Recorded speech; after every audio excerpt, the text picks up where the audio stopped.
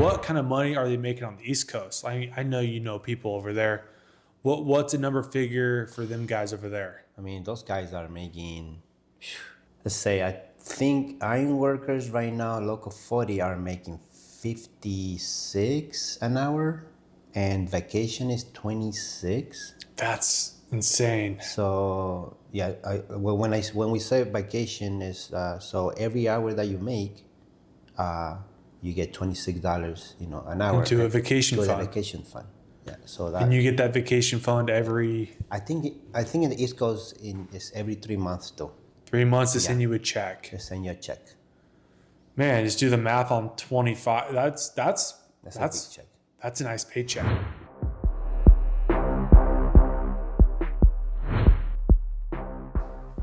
Hello, welcome to the Blue Collar Blueprint Podcast. With Blue Collar EDU, I'm here to expose, teach, educate you guys about blue collar career opportunities, how to get started. Today, I have a very special guest, Marcos, Marcos is a journeyman ironworker.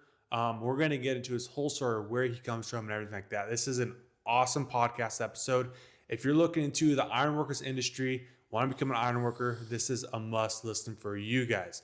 So with that being said, let's hop into this podcast. Marcos, welcome to the podcast. Yeah, thank you. Thanks, buddy.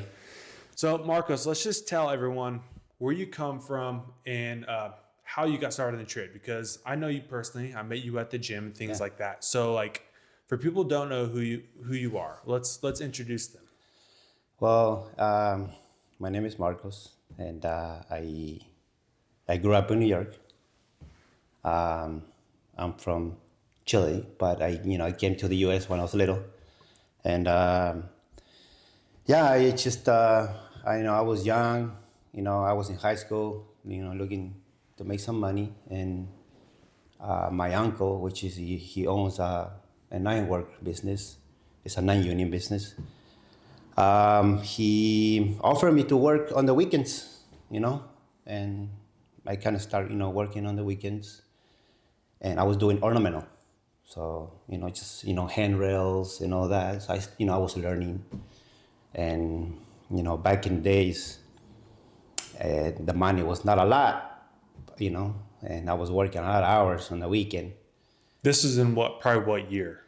1995. Before I was even born. I was born in 97. This guy was doing ironwork before I was even a twinkle in my dad's eye. Yeah, in 1995. Sorry. And then, I was, making, the money, of course. And I kind of liked the job.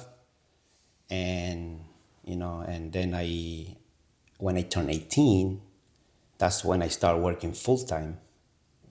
And from the period of 16 years old to 18, the guys would tell me, the journeymans, they taught me how to weld with stick. So I felt, that I was ready to start, working on making working with the beams, erecting buildings and all that. So my uncle, he started getting some structural jobs, and that's how I started working in heights and the adrenaline and all that. So I love that. I like that. Adrenaline. Working on on heights, and I just I was thinking, what, I think I'm gonna follow his career.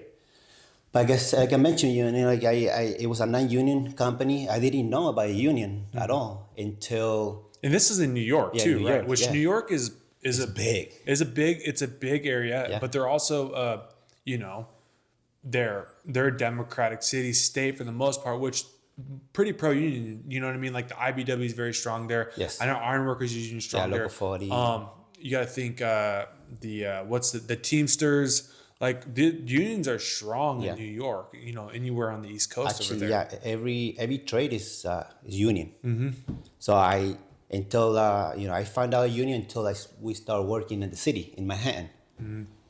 And one time we got to this job and we saw a big rat inflated I was like, what's going on here? Like, why they have this brat, And I find out I was the union protesting, because they found out I was in a non-union outfit doing this building. So I start digging into more, about the union.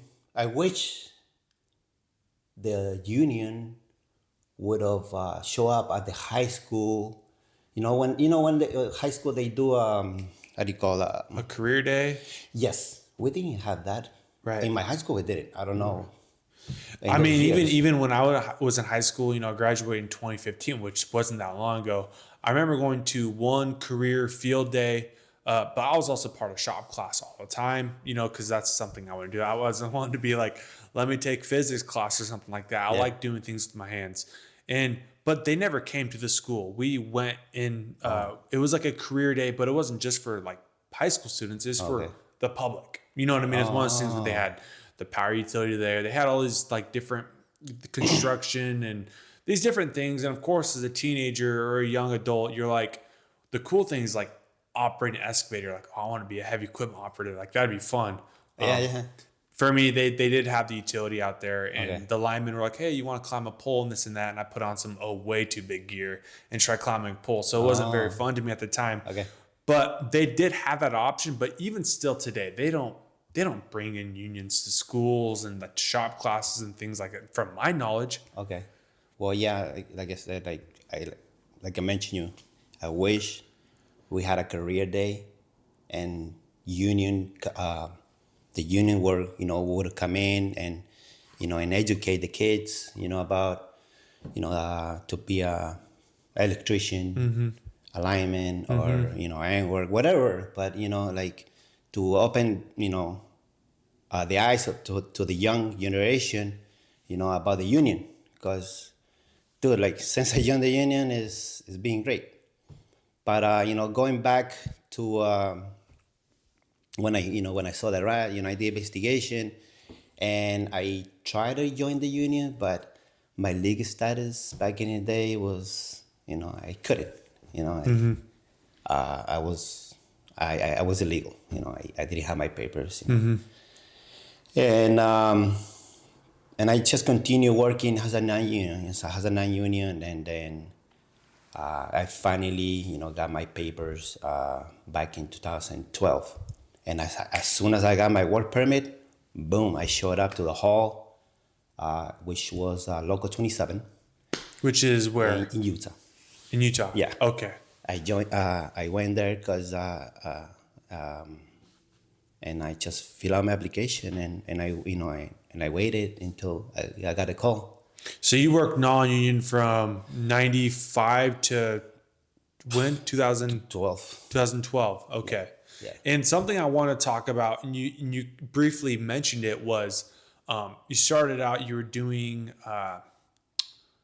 ornamental. Yeah. So inside of the ironworkers trade in the union or whatever, from your experience, what are the different trades within the trade? Because I know for linemen, you have transmission, you have distribution, overhead, underground, substation. Okay. So you have like these different categories within the lineman trade, and you get hours, or you're supposed to get hours in all of them inside of like the IBW apprenticeship. For in the ironworkers trade, what are the different categories within the trade? Because like you said, ornamental, structural, like what are the different? In the union, there is, we call it gang. So racing gang, Okay. bolt up gang, Okay. you got the plumb up gang, Okay. we got the detail gang, Okay. and am I missing? Well, the welding gang, of course. I'm in the welding gang. Are you? That's what. That's Yeah. okay. Yeah, I'm in the production, so Okay. it's different. You're a welder, the production welder, and a welder. So, Okay. So what as if you're part of the welding gang, what's your task or what's your kind of duty? So my duty is as a production welder is the production welder, what they do is to get the piece that we gotta weld, get it quick and fast. Okay. And for that you need to have a lot of experience, because if you're gonna weld it fast, it have to be clean. and it have to pass the inspection, the welding Right. inspector. So Is this stick welding? no, that's a wire. Okay. Yeah. All right. Yeah. Since I joined the union, I just find out that we just use wire Okay. stick.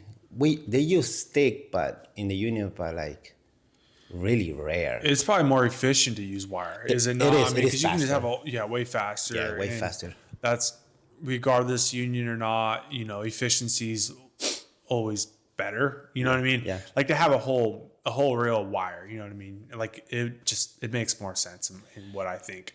So as a production welder, you're welding. Is it welding beams together or like? Yeah, columns. The columns. What we do is so the racing game come.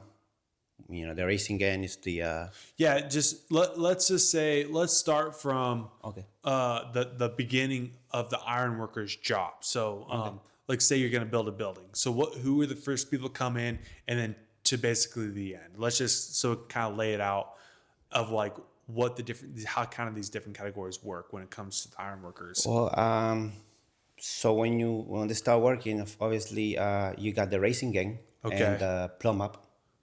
And what are their duties? The racing gang is the crew who connect the pieces together. And So are they the one with bolt and steel? yeah, Okay. they bolt up the steel. Okay. And they actually just put like 2 bolts in each connection. Okay. So they get going. Okay. And then behind them, it comes the plumb up. Okay. The plumb up are the crew. The plumb up gang is the crew that the plumb up the building to make sure that everything is nice and square. The building is not gonna be off. And then behind it, it comes the bolt up crew Okay. and the production welder. Okay. So bolt up comes in, finish bolt up the connections, and then we come in and weld the pieces. So you're welding pieces that are bolted too, like Yeah. So I mean, if you watch any ironworker videos, they have the cranes and they're lowering beams down, and then they're bolting it up, and then you guys come in, you guys weld all those columns. Well, it's specifically, you gotta see the blueprint, especially like True, yeah. let's mention California, which is they just had an earthquake not too long ago, so the steels, the connection, most of the connection are welded. They got welding points. Here in Arizona, we don't ever had I don't think there's any 6 mix here in Arizona. Yeah. So, like for example, here at the TSMC job, the production welding was not a lot. It was just more bolt-up connections.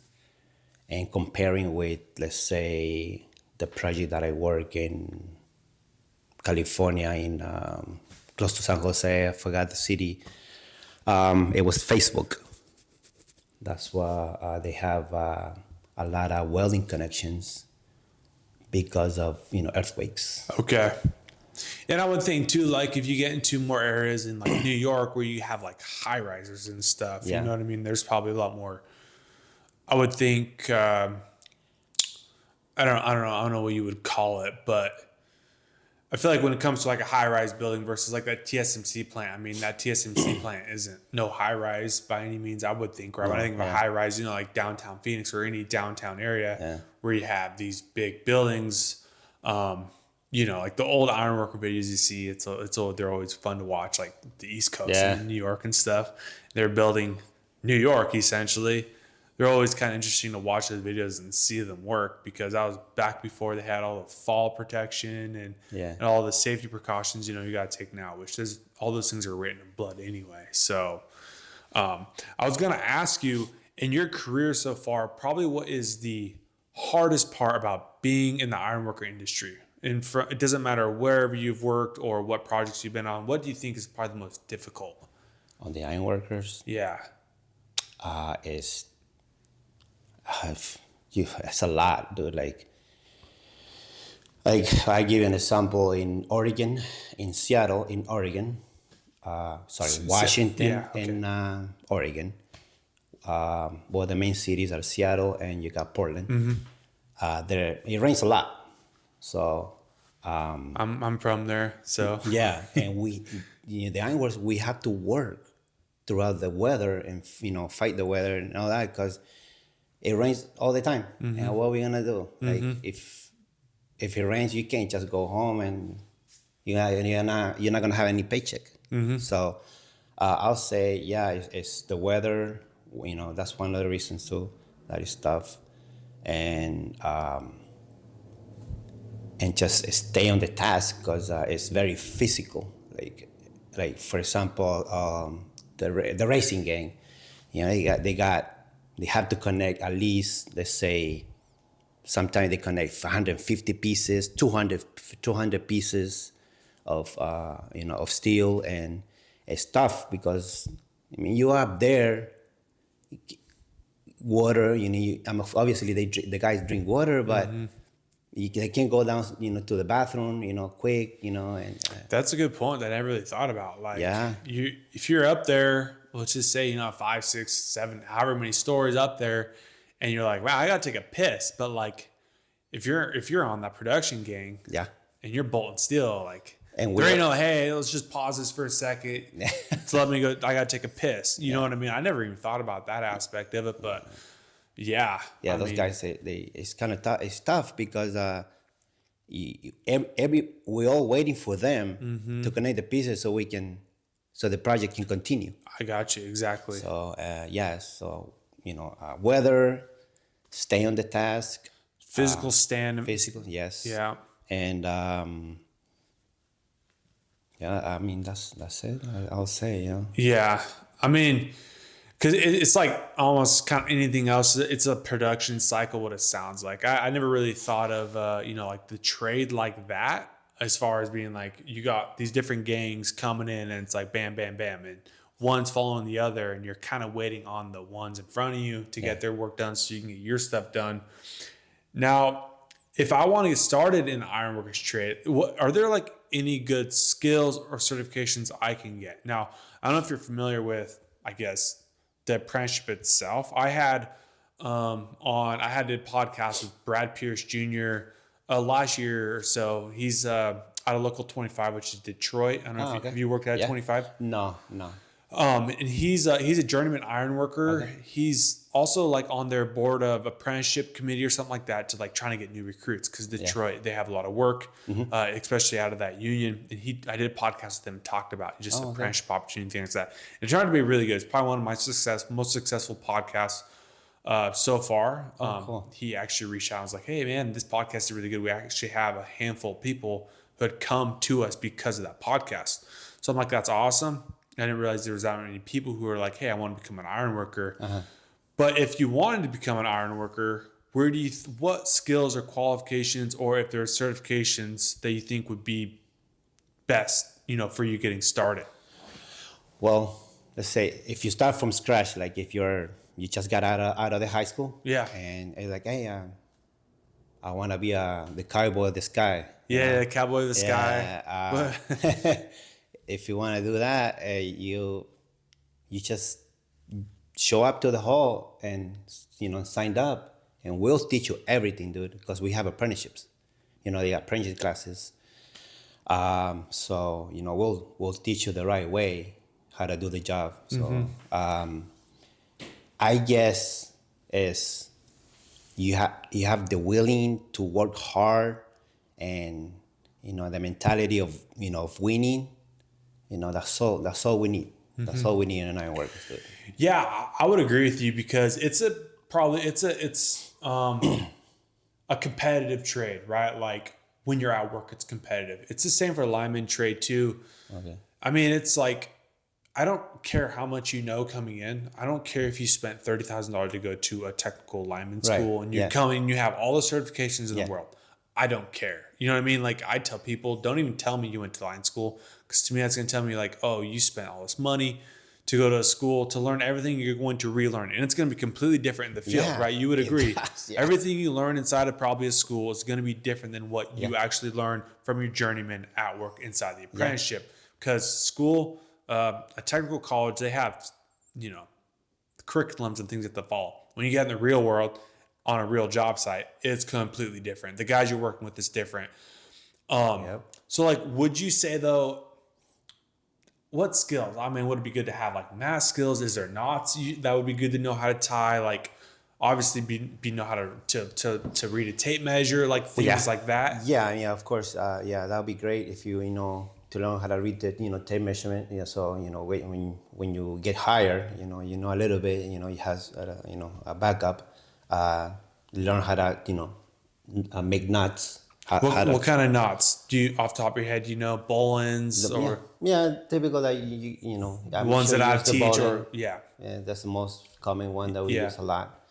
And things like that, it would be great. So when you start working, something. Yeah, probably, and those are considered like hard skills. Like hard skills are things being or like task or technical things that you know how to do. Like reading a tape measure is a hard skill, or being able to frame a house is a hard skill. Being able to know how to weld is a hard skill.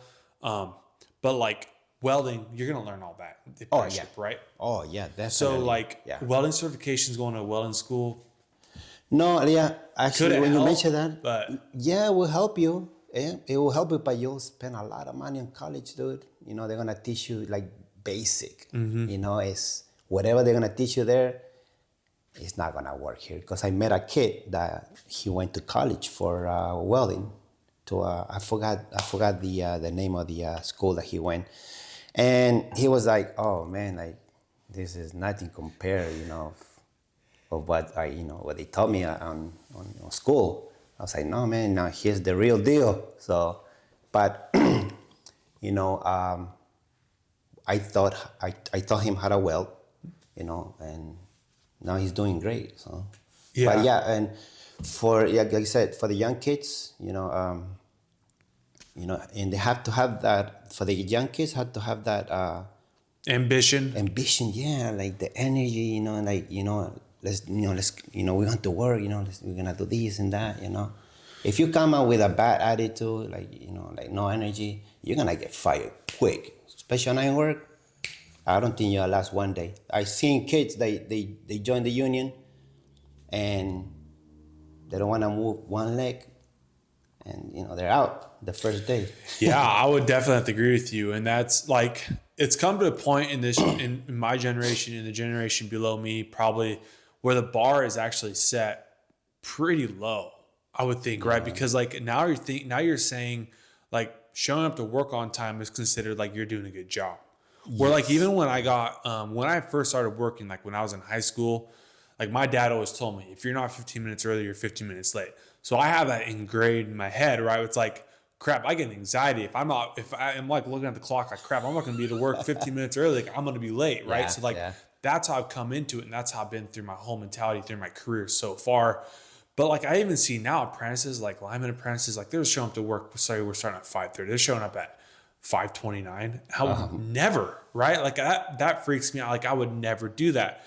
But being able to show up to work even now is like a bar set. Yeah. But for you guys, I'm sure it's the same. It's like if you can't even show up to work, then you ain't gonna have a job, right? That's like just being able to show up to work on time, which is in my opinion early. You'd probably agree with me, right? Yeah, definitely. Yeah, I show up at my work like 45 minutes, because you never know. You get off from the house and you got a flat tire or there's an accident.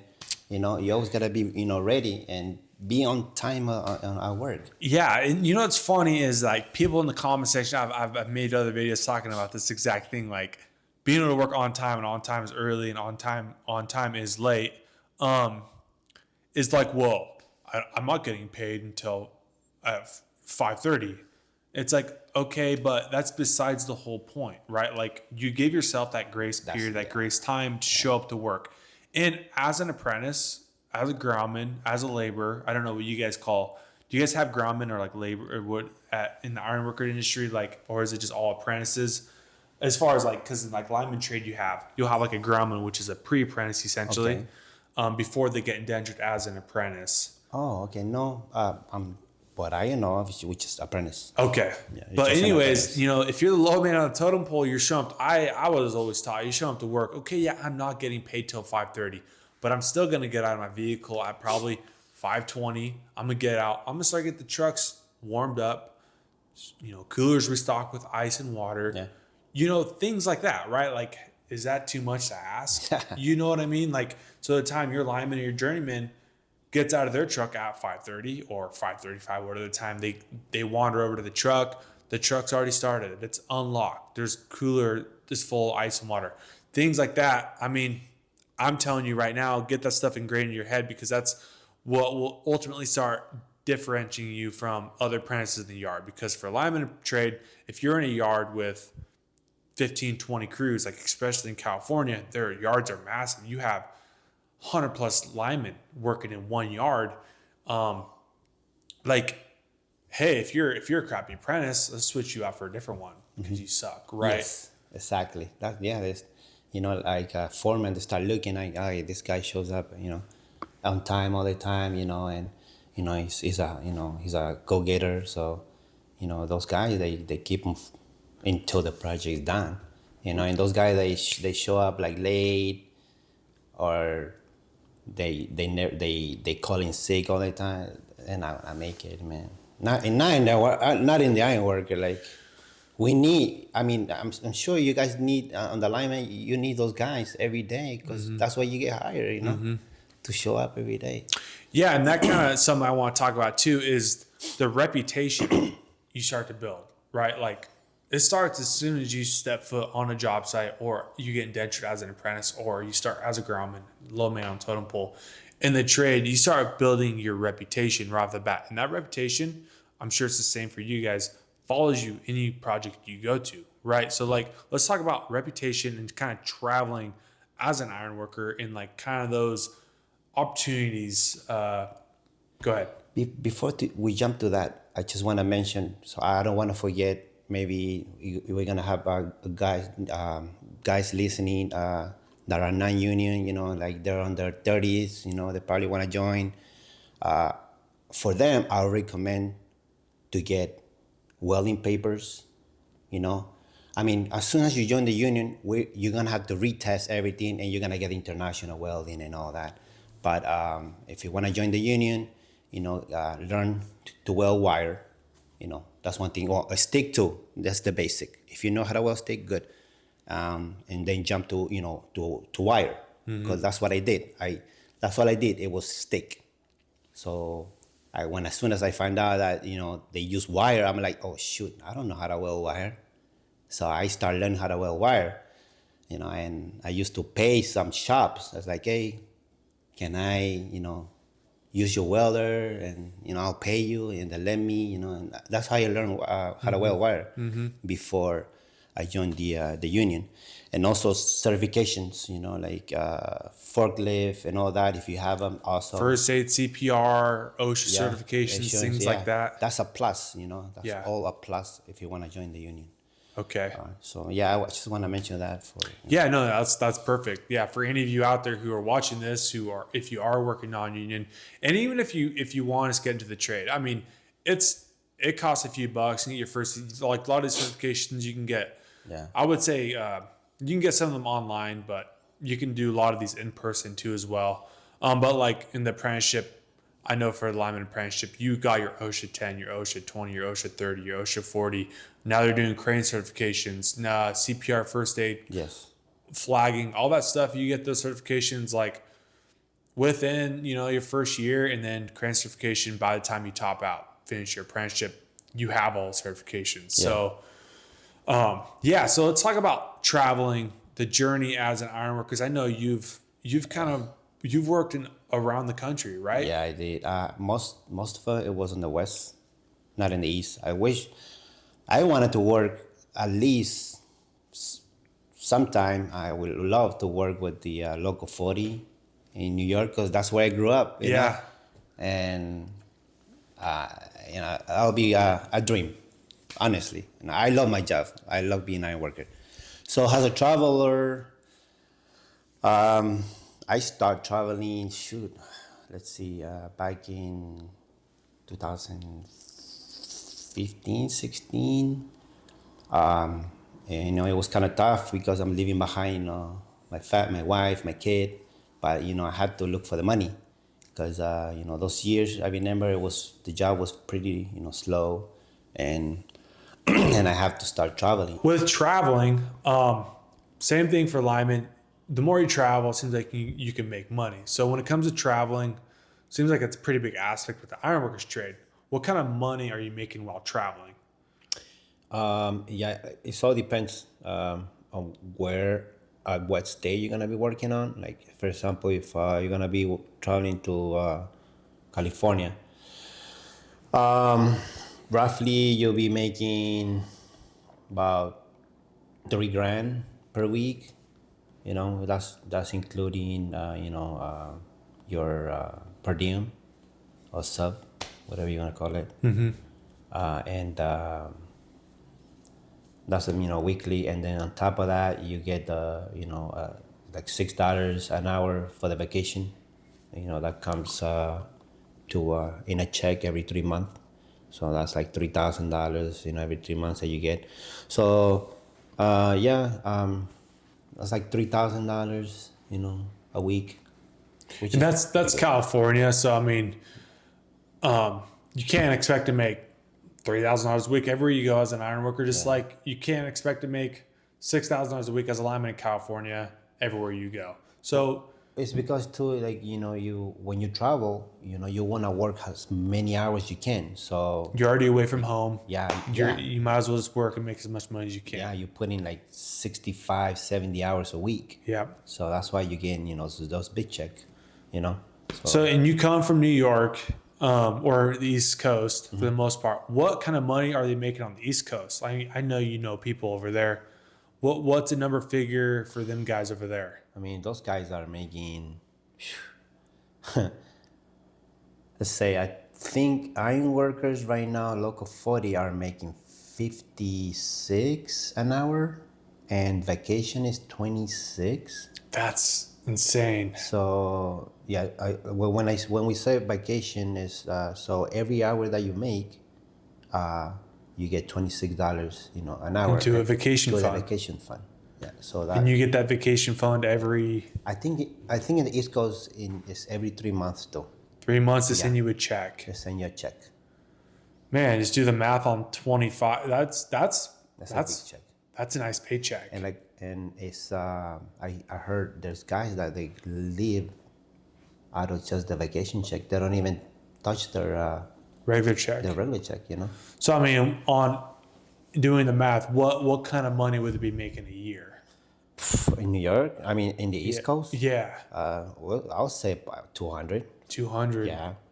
180, 200 for sure. Yeah. If you're working a lot of hours. Yeah. Yeah. And all overtime, double time. Yeah. Yeah.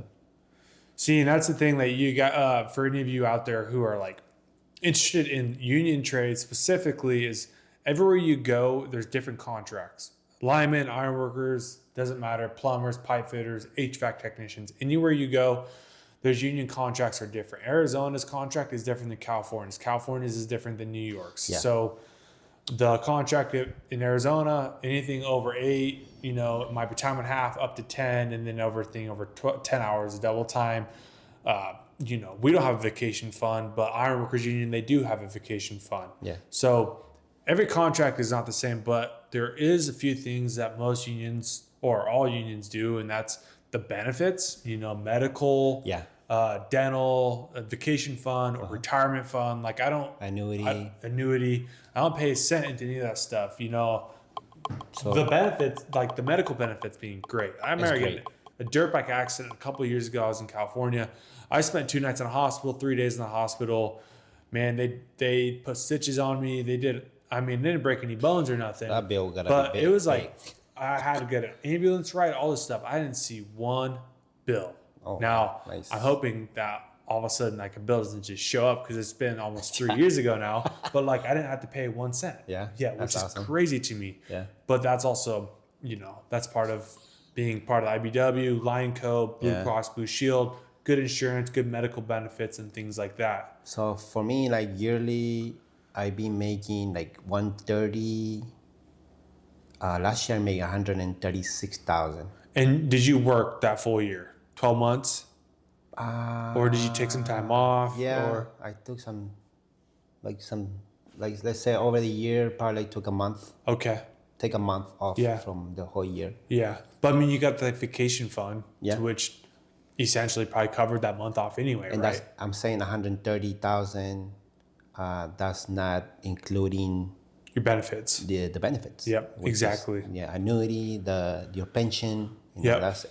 So you got to Separate. think, you have your hourly rate, which is, let's just say $50 an hour. And then on top of that, you have your annuity, your benefits, and all your benefits that come with the union.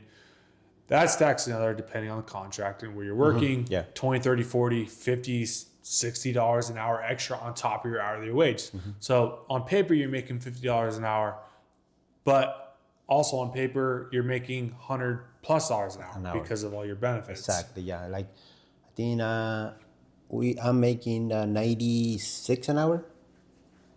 You know, I Yeah. get 47 on my check, and then the rest, you know, goes to the annuity, the vacation, and the pension, and the health, for your health. So Yeah, your health Insurance, benefits. Yeah, your insurance. Yeah. Exactly. So those are, you know, I'm pro union, especially when it comes to the benefits. The biggest thing I really like about union, especially apprenticeships, is the training, the education you get. Yeah. Because like that three-year apprenticeship, or 3 to 4 year apprenticeship, it's like in-class learning, like all the things. It's basically, it's the bachelor's degree of the blue collar world is a union apprenticeship, in my opinion, because we even get college credits like that you can use towards an applied science degree or like a construction management degree. Okay. So if you want to go to a community college, or not all colleges or universities accept the credits you get, because it's a nationally recognized apprenticeship program, you do get college credits. So if you wanted to go get some sort of degree, applied science, something like that, you get those credits through completing a union apprenticeship. So that's pretty cool. People don't really think about that either. I don't know if that is for the Ironworkers apprenticeship too, but it's I would assume it is. Well, like for apprenticeship, I remember when I joined, let's see, I was 30 when I joined the union. So I only did 2 years of apprenticeship. Only did 2, and those classes that I went, it was blueprint, and what is it? Shoot, I'm getting all cloudy here. The crane, and I forgot the other class. And welding. Okay. Yeah. So those are 3 important ones though. Yeah. Like blueprint reading is a big one. Crane's a good one, so you're crane certified. Yeah. No, it's Or like is it- more mainly like the components of Okay. of the crane. What are you gonna deal with? Okay. You know. Okay. So you have awareness, and Yeah. and they show you the rigging, what rigging to use. Rigging is very important. Yes. Like rigging's used in a lot of trades. It's used in our trade all the time. Ironworkers, I know boiler, like that's used in a lot of trades. That's why if you can know some knots and just like learning, sling types and what slings are rated for, and the different, whether you're using a choker or if you're using a basket or a straight line, being able to read a sling and know, and what you're lifting, what you're rigging up, things like that. All that stuff's very, very, very important. Yeah, because they teach you how to use the rigging, because you're not gonna use a 1/2-inch choker on a small beam, because it's just thick, and the chokers it's not gonna It's not gonna grab it. it's not gonna grab it good, Yeah. because that thing is thick. So the iron is very small. So they teach you the right thing. I remember I heard that they wanted to cancel the apprenticeship, the government or something. I forgot what year it was, and the union were actually we did I think we both. I don't know why. I forgot, dude. But I remember. I don't know why they want to cancel the apprenticeship. They were saying that it was an excuse for us to make more money, something like that. But it's not. Like, we need the schooling. Yeah, it's very, very important. Yeah, it is Like important. imagine you can just take one of those guys working, or just someone off the street and be like, "Hey, come stack steel with me, or come work on power lines with me." They have no idea what they're doing. No, and they can get killed. And get you killed. Or Everyone you can- get like it's, that guy can kill one of the exactly. guys, yeah. So I don't care what anyone says. The apprenticeship, getting into an apprenticeship, is the best way, hands down. If you want to get into any trade, look for an apprenticeship. You know what I mean? You're going to dedicate 3, 4, or 5 years of your life to a craft to build a skill in a trade, which is very important. But you take that skill anywhere you go. Yeah. As an ironworker, you take that skill from New York to Utah to California to Arizona to Washington to wherever. As a lineman, I can take my journeyman lineman card, take it from Washington to Arizona, California to New York to Michigan to wherever. So apprenticeships are great. You build those skills. So final thoughts, Marcos, what would be some recommendations, or what would you, I guess, just tell someone who want to get started in ironworkers trade or the union or something like that? Just like a high schooler, or like you want to get started in the union or something like that. Like what kind of, I guess, words of encouragement or advice you would give to somebody? I'll say if you're getting out of high school and you want to try being an iron worker, first look for a union, and then second, have that mentality, the winning mentality, and that and that you want to work hard for it, so you can make it in the iron work, because it's tough. I seen some new apprenticeship that showed up and they don't last one day, because it's just the environment is a lot. This kid got so nervous. I remember that day he went in, crane pieces flying everywhere, spark falling, guys moving steel here, and he got freaked out. So I grabbed him and I pulled him to the side. I'm like, dude, calm down. It's like, oh man, it's just too much for me. It's like, no, you'll be okay. Just step by step, we're gonna teach you how to do it. So, don't be scared. And this is the second year already. He's doing awesome. He's doing great. So, yeah, my piece of advice for those kids that they wanna, if you wanna be an iron worker, just be, when you show up to work, be ready to, first, come early to work for sure, and and second, come with a good attitude that you want to learn, and always ask questions.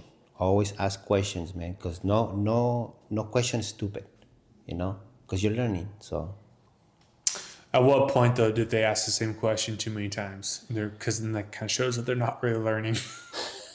Well, yeah, like. Or I guess it depends on the teacher, though, too, right? Because you'll have journeymen who are like great instructors and some who just tell them to piss off, right? So like you'll have that too. Yeah, you'll have some grouchy, iron worker, like, but I mean, like this kid, we taught him how to tie off, and he was walking on a beam with a yo-yo, but he didn't ask, like, hey, is it okay if I walk to the other side with the yo-yo? And he just went to it. And my foreman shook his butt, shook his ass. Yeah. And he was like, get F down, you can't do that, you got that yo-yo standard like on a not even a 45, it was like more, like it was bad, it was like all the way to the other side. If he falls, he was gonna swing and hit the wall. Oh yeah, wow. So you don't do that. So Yeah. always ask questions, dude. If you ask questions, stupid questions, you're gonna get an iron worker like, oh, why you asking a stupid question? Yeah. So you're gonna get those guys for sure. But at the end of the day, too, like you're an apprentice, we already kind of expect you to know nothing anyway. Like when I get an apprentice, like if he's a first step or a sixth step, it's like I'm gonna assume he knows nothing until he proves to me that he knows something, right? So like, ask me a question that I would think as a sixth step, almost topped out, seventh step. Well, I feel like you should know that. But maybe all the work you've done in your apprenticeship so far, you've never done this. And I've had apprentices like that. They're like, I've never done underground before. I've never terminated underground primary cable before. I'm like, so what have you done your whole apprenticeship? Well, I work transmission or overhead distribution. And oh, okay. Well, I'm going to take my time to help you. But so like, I won't have that expectation until you prove to me that you know. So yeah, asking questions is very, very valuable. You know, I'd rather have you ask questions than assume, because there's that term, assumption kills. Assuming kills. Yes. You know, if you just assume so-and-so knows. I thought I was assuming that I was doing okay. You know, like You were assuming wrong. Wrong. And it could severely hurt you, kill you, or somebody else. Yes. So. Yeah. Well, it's great advice. Hopefully you guys enjoyed this podcast. I know I really did. Marcus is an awesome dude. Very passionate about the union. Very passionate about his line of work. So if you guys have any questions about becoming an ironworker, leave them in the comment section down below, and I'll reach out to Marcus myself and I'll ask him to answer you guys' questions. And maybe I'll take a few of those questions and I'll answer them on a segment CTQ, which is a segment I do called Cruise the Questions. And maybe if you guys send me enough ironworker questions, I'll get Marcos back for an episode 2 about talking about becoming an ironworker. If you guys want to see that, leave that in the comment section down below.